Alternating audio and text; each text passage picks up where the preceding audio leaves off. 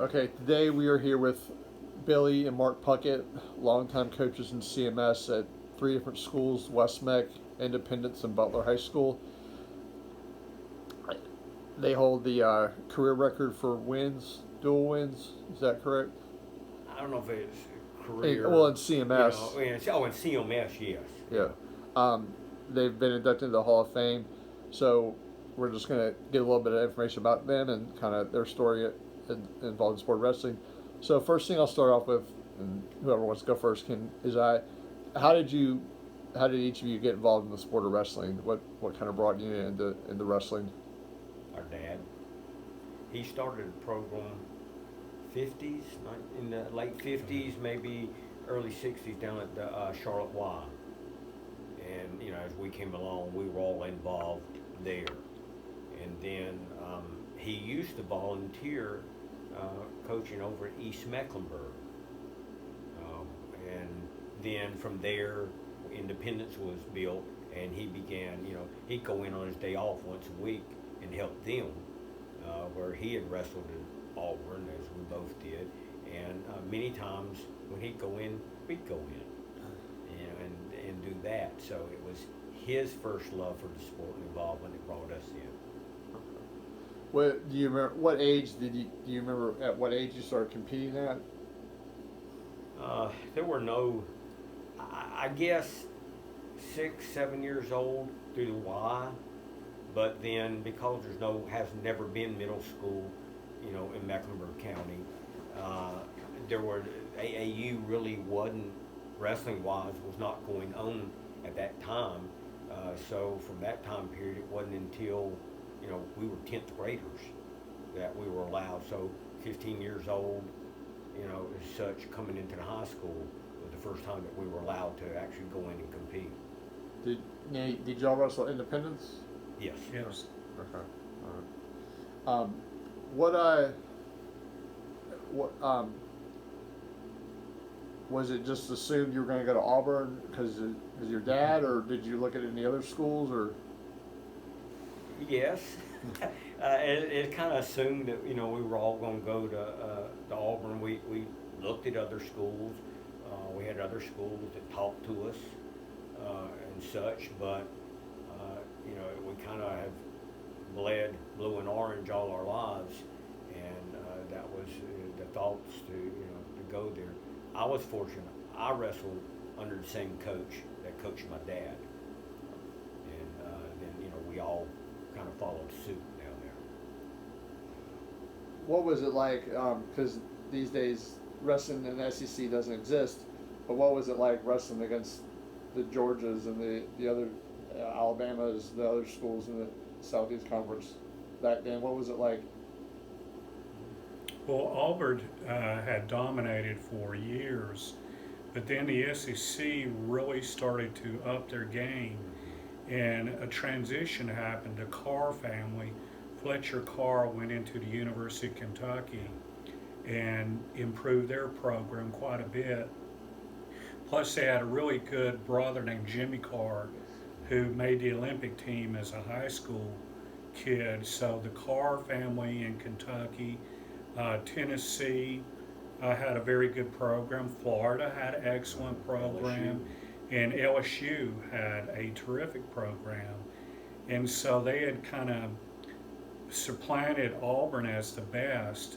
And so Auburn decided to up their game and brought in Tom Milkovich as coach. And Tom Milkovich's first year as coach at Auburn was my first year. And Tom Milkovich is from the legendary family, the Milkovich family in Ohio, Maple Heights High School. And they dominated Ohio wrestling. And they were the mentors for St. Ed's in Ohio. And so St. Ed's later became the dominant program. But Maple Heights had a lot of influence on them, and the Milkoviches in all of Cleveland, Ohio. So I learned a tremendous amount from Tom Milkovich. What was what was your first reaction or feelings when you heard that the program at Auburn had been dropped? devastated, angry. You know, it being such an important part of our life, all of us. You know, family background such that just like, no, you can't do this, you know, type thing. Well, there was irony. My father was on the very first Auburn team, and I was on the very last Auburn team. So there was that tie and everything. But the thing is, they made the football coach the athletic director, and he wanted to use the wrestling room as a weight room for the football team. But what he did is he blamed it on Title IX for women's sports, and as they dropped it, money was raised to not only support the program at Auburn, but also any other corresponding women's sport. And the athletic director slash football coach would not allow it to happen. He used to have open kind of discussions on campus, and I actually confronted him at one of those, me and some other of the wrestlers, and he refused to answer any of our questions. And so I actually had threats made against me for confronting him over dropping the program. They took the wrestling mats and cut them up and put them around the swimming pool. And the sad thing about it is, my last year at Auburn, we were 9th in the nation, which was maybe the highest at that time any SEC school had ever been. We had wrestled Iowa, we'd beaten Oklahoma, we'd wrestled Oklahoma State, and just had a really good program. LSU was excellent again, Kentucky. And so it just, for people wanting to wrestle in the South, it really hurt them because there are not many programs in the South at all. Were there, while you were there, were there any wrestlers that went on to have success internationally or coaching that were your teammates at Auburn while you were there? There have been several, I think about with my group that went on at the high school level, very successful down through Georgia and Alabama. None of them, as I recall, they were, some of them were national qualifiers, things like that. But as far as going on to the collegiate level, none of my teammates did. Now, a lot of my team were kids from Ohio, New York, and Pennsylvania. We had several All-Americans. Probably the best wrestler, who unfortunately happened to be the same weight as me, was Claire Anderson. And Claire Anderson, as a freshman, finished 5th in the nation, was an All-American. They dropped the program. He went to Oklahoma State, where he became a national champion. From there, he went and went to seminary at Southeastern Seminary in Wake Forest, and he helped Carolina and I think State, but he eventually became the head wrestling coach at Duke University and produced their first All-America they'd had, and he had no scholarships. Plus, Duke's pretty hard to get into. Also on the team, Jamie Milkovich, who was a All-American, he went back and coached Maple Heights High School in Ohio. So there were several All-Americans. Yeah, bunch.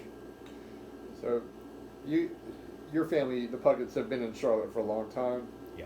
Okay. Since the 1955. Yeah. Okay. When you were coming up through the sport, who were some of the wrestlers you looked up to at that time? Was there anybody that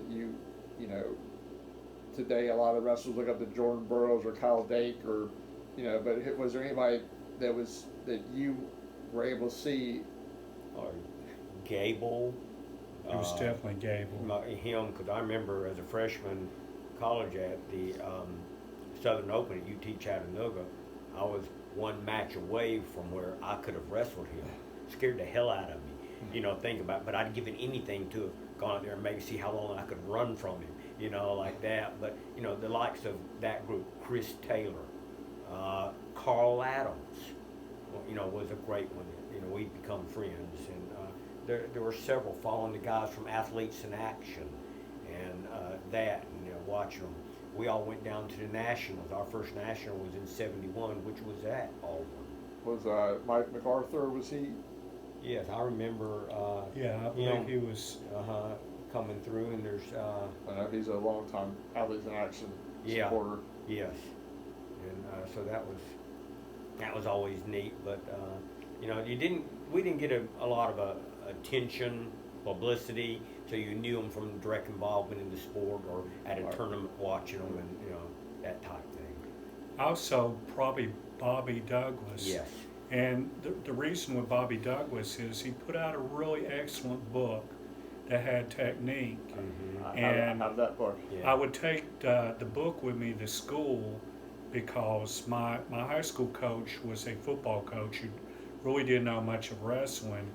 And what I would do is grab a kid and stay after practice, and we would look at the step-by-step things that Bobby Douglas showed in the book, and we would try and learn wrestling by, I said, look at what I've seen in this book, and let's try it. And Bobby Douglas was a big influence, and it was interesting because in that book is a picture of Tom Milkovich. And I believe Tom Milkovich won 4 Ohio State championships. And so it shows him on the winner's circle winning it. And then I got the chance to be under him. So it was like being coached by a true legend. Yeah. Which I never saw him wrestle ever anyone at Auburn. He always coached except one time. The guy I was wrestling, I accidentally hurt him by butting him in the head by being a kind of clumsy wrestler. And Milkovich gets up and says, "I'll wrestle you." And that was quite intimidating. And so we wrestled, and I got in pretty deep on him, and I was kind of shocked that I could even get in on a single leg with him. And he bumped me and kind of threw me to the side, and we backed up, and he did this move that only I'd ever seen Gable do called a Russian spin. He did a Russian spin and hit me with a blast double, and really kind of embarrassed me. And then he sat down, and I never saw him wrestle again. You had all the Smiths from Oklahoma, going through and watching them, and that was always cool. Now, did y'all go straight from college, from Auburn, to your professional careers teaching, or did you do anything after? Did y'all compete after Auburn, or did you go straight into teaching and coaching? Well, I kind of roundabout way. I went to law school for a few years and got out and worked. I'm not a lawyer, I never finished, but I went to and worked in the public defender's office for a number of years. And the last few years I was working there, I was working nothing but murder cases, and we were defending them. And I said, I've got to find a better job. And so that's when I went and got certified to teach and got into schools. And I had been a head coach at some other schools, Providence Day School and Concord, and I got the chance to be an assistant coach with my brother. And so I went over to Independence and worked with him. And I went straight from graduating right into Charlotte. Now, both of you have had success at all the schools you've been at. What is your secret to that? I mean, you West Meck, to Independence, to Butler. It just kind of you had success at each part of your coaching career. What do you attribute that to? We've been fortunate that at all 3 schools we've had a youth program that Mark has primarily run, and I go in and help him. But that was our feeder program, and that allowed us really a lot to be able to compete at the state level. It gave us, many of the kids, a longer time period. We worked hard with the kids. We never had a problem with staying after, hours, working with them, whatever they needed. And, we always tried to stay current with everything, all the new that was going on. We studied the sport. and we're just fortunate too to have some good athletes. I think one having Tom Milkovich had a real systematic approach of drilling, and so that helped me a whole lot. We would drill every day, and it wasn't on your own. He'd say, do this, and we did it. That helped. The youth program is essential, and we recognized that early on. As a matter of fact, I believe Billy was the first one that I know in recent years he was the first one who started a youth program over at West Mecklenburg. I picked it up at Independence High School. We nicknamed it the Sundrop Kids because at that time the best club team was called like the Sunkissed Kids. And so as a play on that, I did Sundrop Kids. Also, John Carruthers with the Pit Bulls, he had a real good program.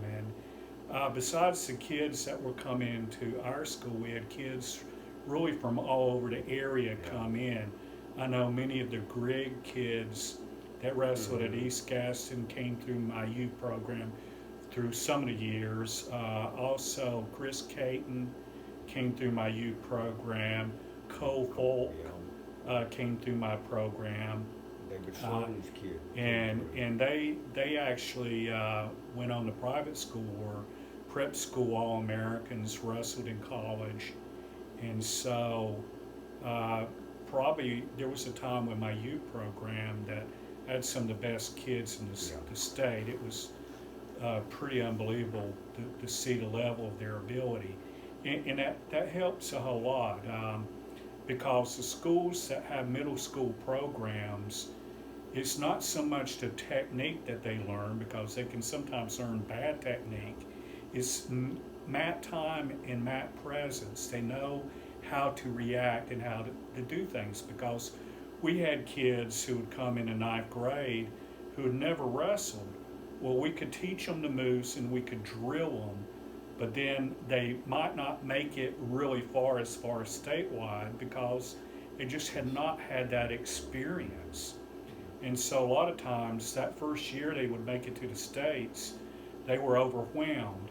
So, after a while they did well, but then again, we had some family members that were quite good. We had, starting with Billy's son, Will, and then one who was truly outstanding, Jake Puckett. There was Pete Puckett, and then Travis Puckett. All three, between the three of them, they had 4 state championships, multiple placing, and then, of course, I went to camps. I took kids to camps, and I would take my son. My son was kind of a gym rat, Tom, and he would go to camps with me, and I learned a lot from Ken Chertow. His camps were excellent, and also going to Jordan's camps in Ohio. They were very helpful. We'll put in, Tom was a 4-time state placer. He's the only one that we have, only one I can recall that we have had that was a 4-time placer. Unfortunately, I feel kind of failed him in a way. He was second 3 times. That kind of segues into my next question. What was it like coaching your nephews? Was there more stress, or was it just it was fun to coach someone in the family? What was that experience like? Because both you had the chance to coach your own children and nephews. What was that like? It's hard. It really is, because I remember sitting down with my son when we got to level and says, you got to understand, I'm going to be harder on you than anybody else because you are my son. What school was that at? That was at Independence.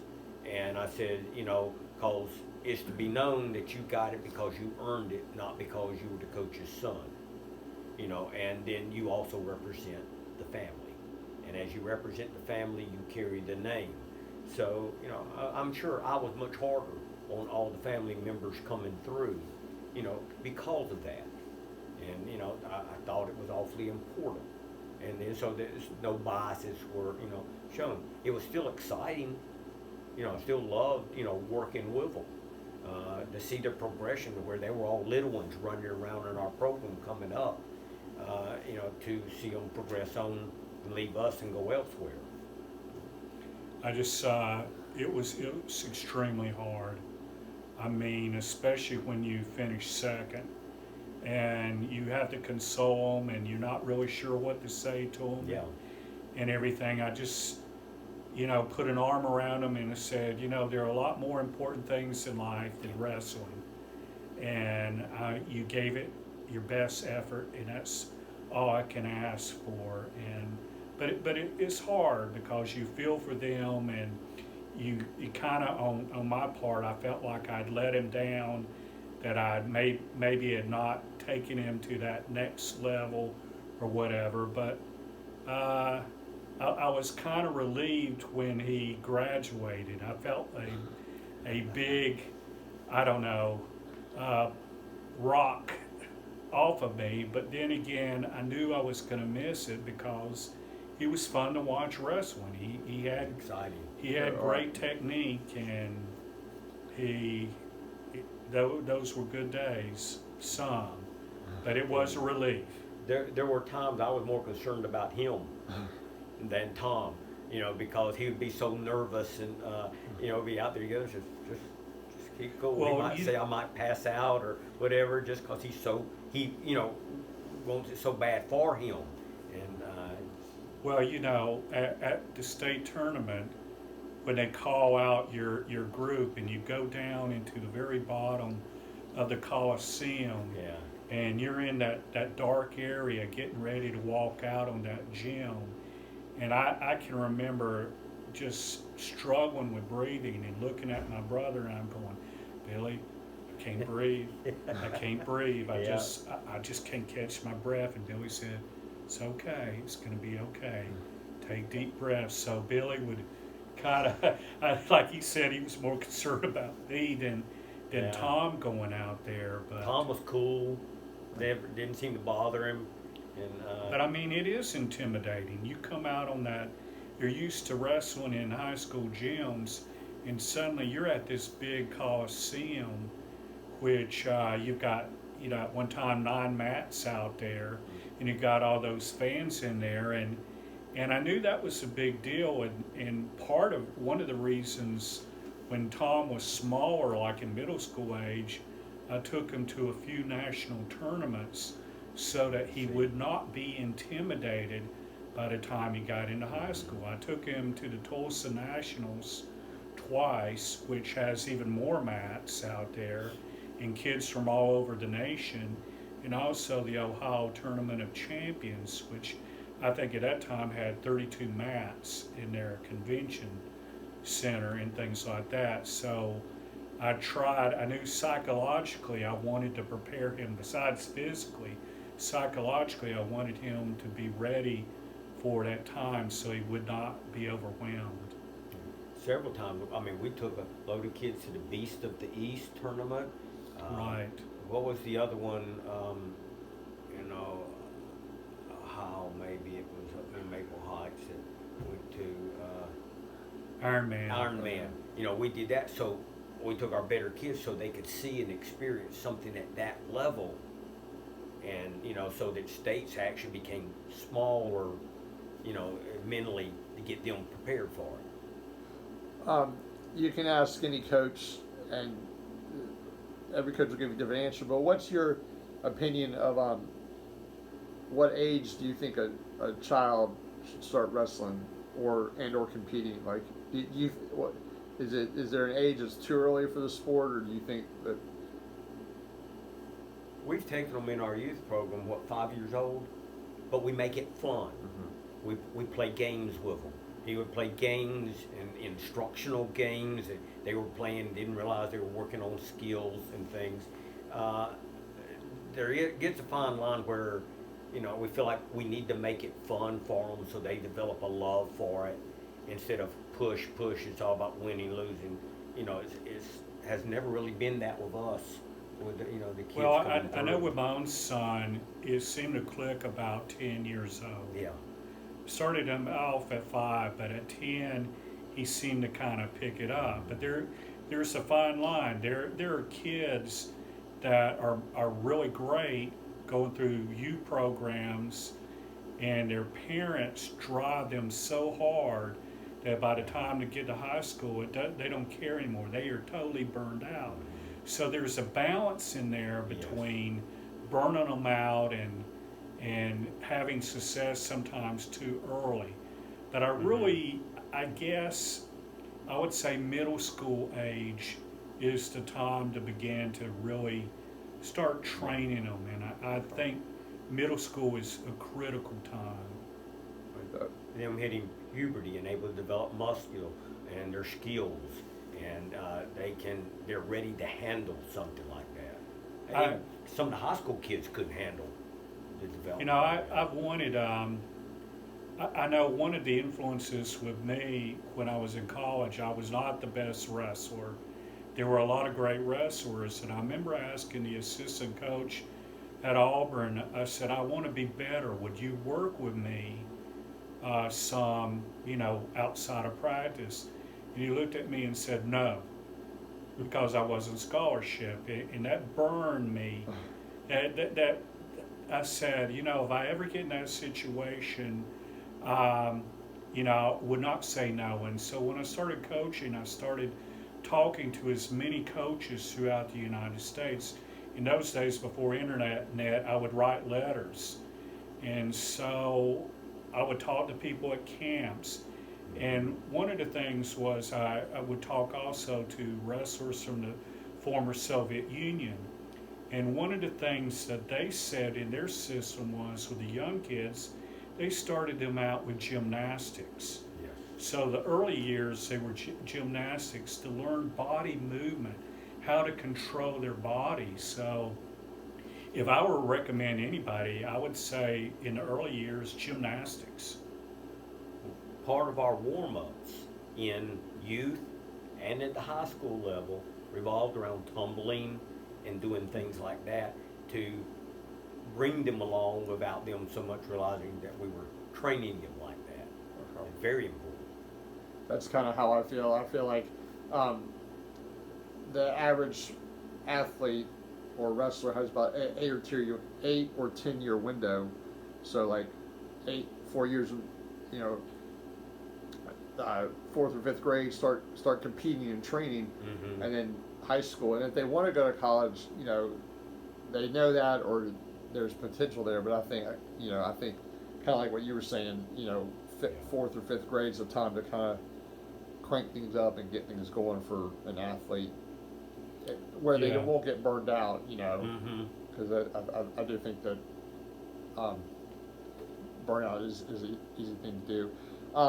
You touched on having a system in place, a technique system, and having a youth program. Was there anything else that really helped you as coaches to have 600 dual meet wins and have state placers and state champions and state dual finals appearances? Was there anything in addition to those two basic things that helped you during your 30-year career of coaching? We wrestled as much as we could. Mat time. We had tough practices. We extremely tough.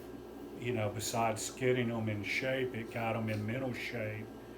A little bit too much influence, I guess, by Gable's philosophy and Iowa's, but the whole room would be foggy from people sweating and they looked for clouds. That was their thing. And so, by the time they got to a dual meet or a tournament, it was a lot less than what one of our practices might be. Yeah. But also, we were good at tapering. You might at the first of the week have a hard practice, but as the week went towards, let's say if you had a match on a Saturday, you would slowly taper as the week went down, so that maybe Friday was nothing but a good hard drill and loosening up, and if anybody had weight to lose, they would go out and run on their own. So it kind of sounds like you guys were using training cycles. Were you, in a sense, using training? Okay. Very much so. And some of it just, we learned so much. We fed off each other, threw things by each other, and we'd go and Mark spent so much time teaching the kids on their feet. I would work on the mat with them, and it was a wonderful compliment to each other. And we often knew what the other was thinking before it was said, which was so good. From there, we start laughing about it sometimes. Well, that's kind of, how was it working alongside your brother? How was that for both of you? I wouldn't trade it for anything. It worked real well, and It really did. everything. And I recognize he was a head coach. I think that I'd been a head coach, and I think sometimes, egos can get in the way, but I realized when I came over there that he was a head coach and he had the final say, and I was fine with that. But we worked together. It's not like, but oh, it's my way or the highway we kind of thing. would talk We it always out did. and everything Yeah. like that. But I think also both of us have a really good corner coaching style. We can recognize something that's going on in a match and say, okay, you're not getting anywhere. Let's turn him loose. Yeah. Let's play takedowns with this kid or whatever. So We've been I think we have a done good well. mat presence. Yeah, on it as far as that over the years.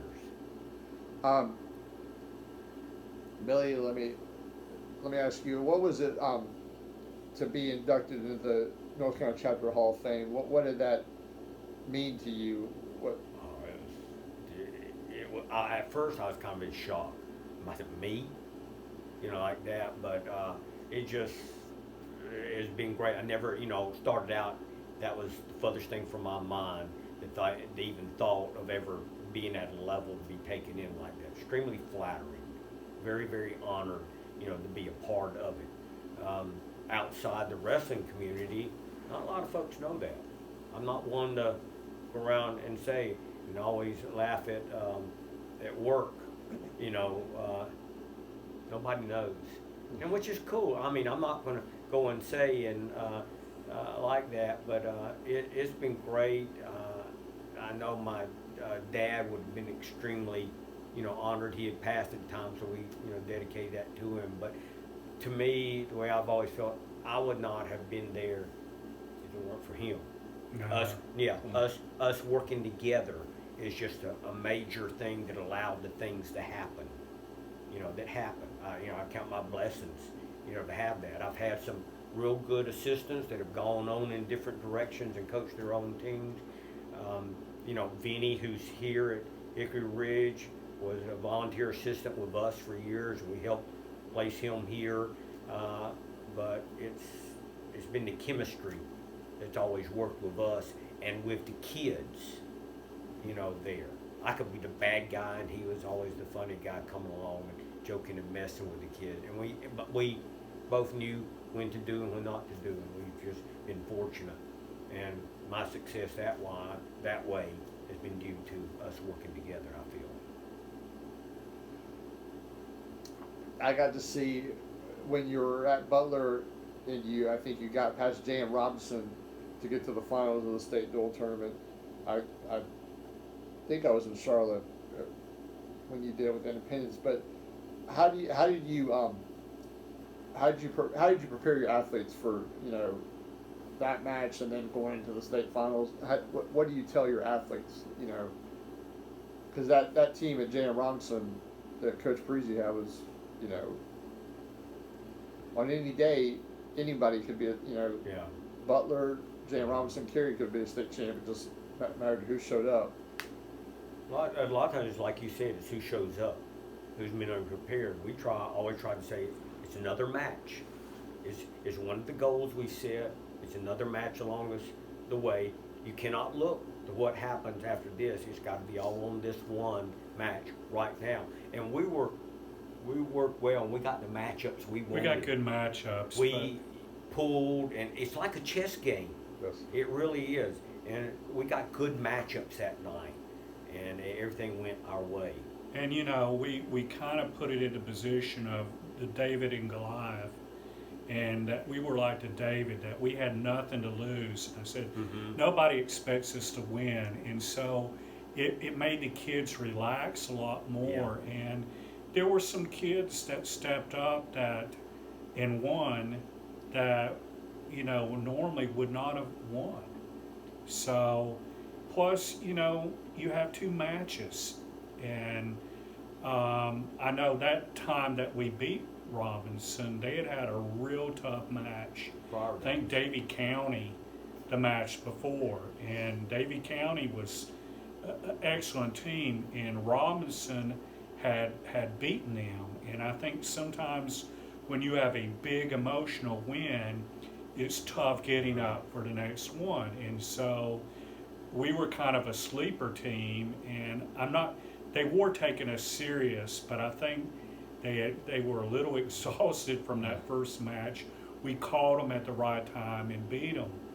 Now, we were a big underdog going up against Cary, Yeah. but we came real close to beating them, and we had them really kind of for a while on the ropes. They were really shocked.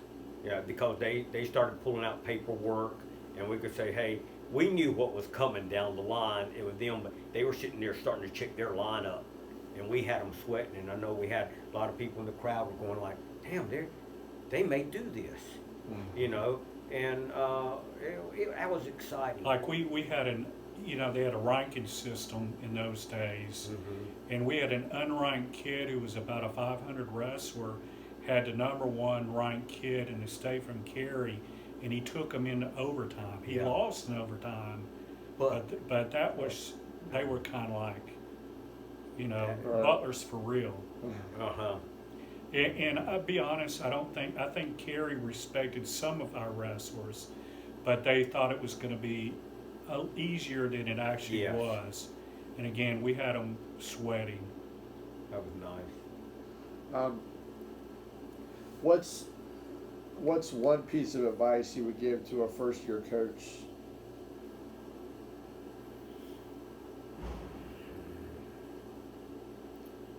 Be patient.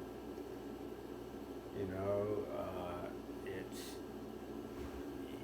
when you get into it, you want to win, but you've got to crawl before you walk, or walk before you run. Develop your program. Take your time with it. Surround yourself with good people. And go from there. Continue. You have to always learn. Technique is always changing. You need to go to places like Ohio and Pennsylvania. They're on the forefront of technique. You need to see what they're doing. I mean, there are moves that I saw going on up there that 10 years later show up in North Carolina. And so you got to continuously learn. You have to have a system. You can't be just seasonal. You have to do things in the off season. You have to consider camps, wrestling freestyle, even Greco-Roman, trying to get on national teams, like going to Fargo, Disney Jewels. There are things that you can do. Too many coaches are just happy just doing their season, and then when the season's over, they're done. They're done. And you can't, you can get by maybe with that, but you've got to, carry it to, if you want to go to the next level, you have to carry it to the next level. You have to get other people in, they're going to run a youth program or run a club team for you that, is part of the feeder. And that's important. And don't let ego get in the way. I mean, I've seen some guys that were terrific college wrestlers, and they come in and they were more worried about their ego than the actual team. And if you got a question or if you're stumped, ask somebody. Give them a call, write them a letter, send them an email. I constantly, try to find the best coaches in the U.S. to talk to. And it's also about the kids. You take them along. Not so much about, to me, it was never about how many state champions I might have or placers. To see the kid that can't chew bubble gum and walk, that comes in but stays with the program and by their senior year, they've won conference. Their confidence has gone up. You know, you've taken them to a level they have never been before, and it helps them in life. And, you know, that's was part of our mission too. We've got a ton of kids that, you know, we've done that with and helped out. That when we first came in, we look at each other and say, we're in trouble, you know, but we developed. Our program worked for us, and the kids made long strides, but it's always too so exciting to see them going to the collegiate level or on in coaching and things like that. It just make it special. Or like one of our wrestlers at Independence is now a judge Yes. in Mecklenburg County, Michael Staddings. And he was one of 3 brothers that came through the program. And, you know, it just is gone so far. You've got the Burnett's. He's a lawyer in Atlanta. Mm-hmm. You know, and several, you know, there's been a lot of them that have gone through and have done really remarkable things. Mike Grinnell is a major architect. He did work on the Smithsonian in Washington, and he couldn't chew bubblegum and walk when he came with us, and couldn't do a whole lot better when he left. But he's just a good kid. It made a lot in helping him go on in life. What's you've been out of the coaching for a year or two now, but what's a rule you would like to see changed within our sport? What rule would you like to see changed? You know, for 40-something years or more, we fought to get middle school wrestling in Charlotte, Mac. We've offered to run programs, strictly volunteer. We got approval and then got cut off. I'd love to see that, to allow the kids to get started, because not just for wrestling, because it does so much for other sports. But I would love to see that get started. The women's movement has helped out tremendously in the sport and keeping it around, seeing that develop. Where we can go back, when I was at West Meck, I actually had the first girl wrestler in the state, Okay. and that wrestled for me there. And we've had some good Was ones. the girl who's now wrestling in college? Yeah, our little girl at West Meck, Elise is wrestling. At Butler. I said West Meck at Butler. I'm sorry. And she is now wrestling at Adrian Adrian. Adrian College now. She's a freshman there wrestling. And matter of fact, I got a note from her last night talking about having to work with this girl that's a national champion. And it says, I'm getting better.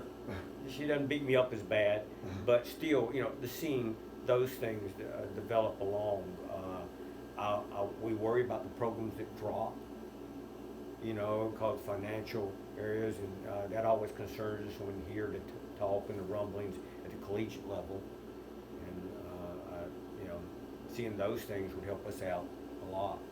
What I would like to see is more emphasis again on the dual match. I think we've gotten into so many tournaments, and in being able to promote a dual match. There was a while at Independence where we had a great rivalry with Myers Park High School, and we would fill the stands, all of the stands. Both sides of You the know, gym. these days, you're lucky to even have half a part of a gym. So, you know, promoting the dual match, having it at a special time, and but I worry it takes a special person to wrestle. Yeah. And I sometimes wonder if you have to be pretty tough to wrestle, and I sometimes wonder if the kids are willing to put in that kind of work for that kind of sport. And another thing that worries me a little bit is good and bad. I want to say that one of the things that helped my son and some of my nephews was a Rickion Wrestling Club. Clay and Ty Reynolds worked with my son a lot and took him to places, to national tournaments, and I owe a lot to the Reynolds brothers and everything.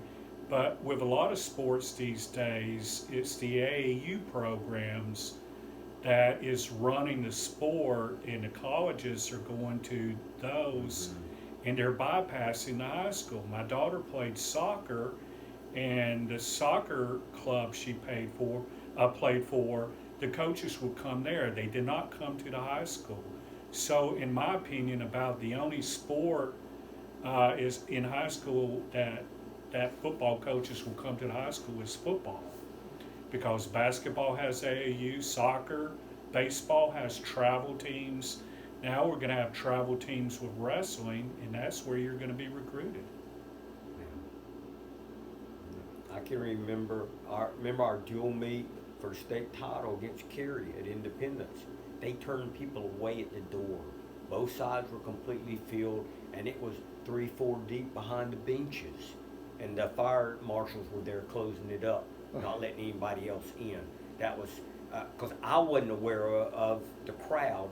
Both of us were so focused, and Mike Spencer went out and started us off, caught their kid and pinned him, and the roof went off that gym. And I turned around and looked at Mark and said, where did all these people come from? You know, you were so focused in. But that was tremendously exciting, having that. Now, when Butler, when we went up there to wrestle Cary, maybe half the gym was full. It was nothing, you know, in following it. Of course, it was because of weather. It was a last-minute type thing, but still, it was first state title. Right. You know. Well, I'll end it with one more question. I think you touched on it a little bit in that last question, but it's a two-part question. What do you feel we as a state need to do to be more competitive with the New Jerseys, the Ohios, the Michigans? You know, what does North Carolina wrestling need? And then if you want to talk about what our sport at the national level, you know, what do we need to do to compete with the European countries and things like that? If you want to talk about that, you can. But start with North Carolina. What do we need to do as a state for North Carolina wrestling to get ourselves to elevate our state? Youth programs, middle school wrestling throughout the state, not just little areas, you know, throughout the state. Make it part of the middle school program. And, you know, like if we can get the clubs to, you know, start them earlier, and that's the only way we can compete with with the, you know, the Ohios and such, because they've got what, elementary teams? Yes. You know, literally, some of them do, you know, at that level. And Right.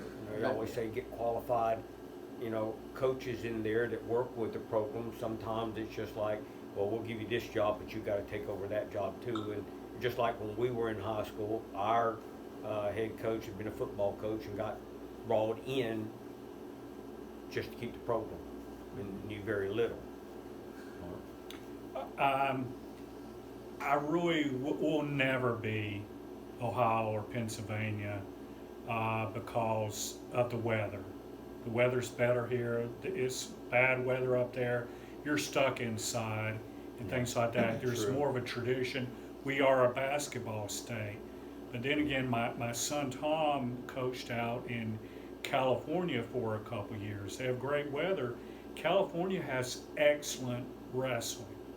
And so middle school programs, youth programs, we're having a lot of people moving in from up north that were very successful either in college or different levels, and so it's improving. The ACC has really gotten overall a lot better. I mean, NC State, Carolina, Virginia Tech, they're all at probably the top 10 and things like that. So that's better. On the international, I think what hurts us is the collegiate style is totally different than the Olympic style. Yeah. And so the Europeans have grown up with the Olympic style, the freestyle, the Greco. We have to kind of go from one to the other. And so if we wanted to be better in Olympic style, we would need to change from folk style to freestyle or Greco at the collegiate level, which I'm not saying I'm in favor of, but that would be the way to do it. And kind of good and bad. I mean, the Gable influence of being, in supreme shape, the Europeans don't take that approach. European will say, okay, your best move is a single leg. You'll drill every possibility you might be in that single leg, each situation, and how to finish your best move. And so the Russians so far will always be the best. Let me just ask one follow-up question. You talked about California and Tom coaching California. They have a one-class system, and both of you got to see that in North Carolina, and then we transitioned to 1A, 2A, 3A, 4A. Do you think that was a good thing for the state, or when we used to have a unified champ versus having 3 or 4 state champs? We grew up with that, just one, bragging rights or whatever like that. In some ways, I'm glad there's 1 to 2, 3, and 4. It's for the kids. It allows a small 1A school an opportunity. You still would see some of them come through, but not as many years ago. So it's, it affords more opportunity for the kids. I like it being split. Tom said California's brutal.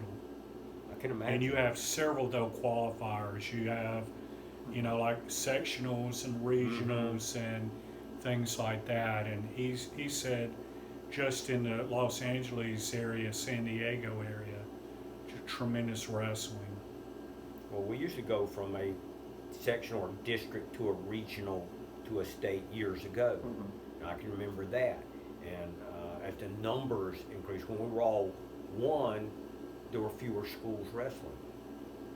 And now that we've got more schools, more programs, it does work well. Well, I appreciate both of you for your time coming out today. Is there anything else you'd like to add, or we'll wrap it up with that? We appreciate the opportunity to speak on behalf of the sport that we, have shaped our lives and that we love so dearly. I just say that, life throws a lot of hard things at you, and I know a lot of times when I've had problems or things I had to go against, I can remember some of my practices in college and how hard they were and how I got through it, and kind of the saying that, I wrestled so everything else is easy. So it's a metaphor for life. If you can wrestle, life is wrestling, and it's helped me quite a bit. Very much so. Amen to that.